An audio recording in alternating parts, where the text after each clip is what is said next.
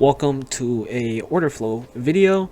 Um, I never really went in depth with my specific variation of the order flow strategy in comparison to Vaz's. I don't know who sees this video. This video is for my own trading log. So if you see this video, congratulations, I guess. But regardless, this video is going to be a in-depth analysis and pretty much guidelines on how I take my trades. Right, so first things first, what I look for and to even think about a trade is I look for fair value gaps and order blocks. So order blocks, it's always the first candle before the impulse, which means like pretty much like the fair value gap. So fair value gap is right here, right? 1, 2, 3, that makes the fair value gap. The first candle that imbalance is the order block. That's what's important. Next is I look for a trend line or liquidity. Liquidity is literally just like fucking support and resistance is pretty much what it is, right? So this is obviously having trouble trying to break this specific liquidity line.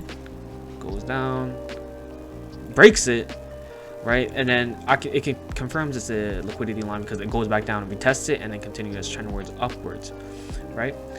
But as well as you can see inside, this is considered a market structure shift. Right? So we have a market structure shift or a change of character. We have liquidity right here, as well as we have our order block and our fair value gap set up right here.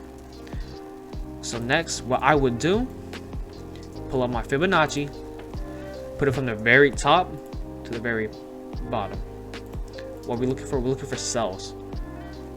So as long as the order block and fair value gap is above the 50% level, it's a valid area to go for that sell position, right?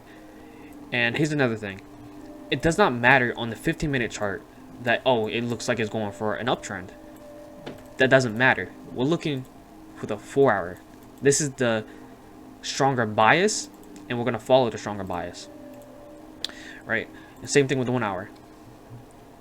It's still going down for a downtrend. So the 15-minute, this tiny little uptrend, this shit does not matter, right? We're looking for the bigger picture, which is 1 hour and 4 hour.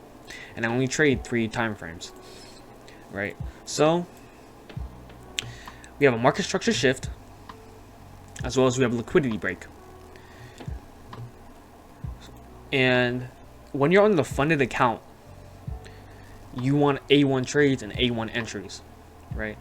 So though you can enter at the fair value gap, you're gonna have to take that 23 pip SL, but for A1 trades or really good entries, is you want to enter right at the end, in between the fair value gap and the order block, right? And this is when I would prepare to aim for the new low, which is right down here, and then set it up right here, and then put my SL just right above the order block, and then now it's just literally it's like a waiting game, right? We should shift. Goes back down and it touches, it makes another change of character right here, or a market structure break, right? Makes a market structure break,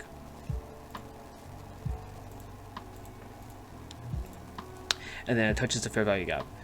And I don't know if you guys noticed in the previous videos, it always goes back to entry at least once or twice. So if it touches this fair value gap, it's another indication that even though sometimes, yes, it can just go straight down, if it touches the fair value gap, there's a chance it always retraces into in between the order block and the fair value gap again. So we're going to take advantage of that, right? And then put it right there. Be patient. Oh, let me just drag this over a little bit. Put that right here. Get rid of my Fibonacci. You want to be patient, and then boom. It targeted the new area before, you know, this price started to develop. We targeted this area, touched the value gap, and then continued its trend downwards. This is my first time actually trying to teach anything, so if you got any questions, just put it down in the comment section, or if you have my Discord, you can join my Discord down below and just ask any questions there.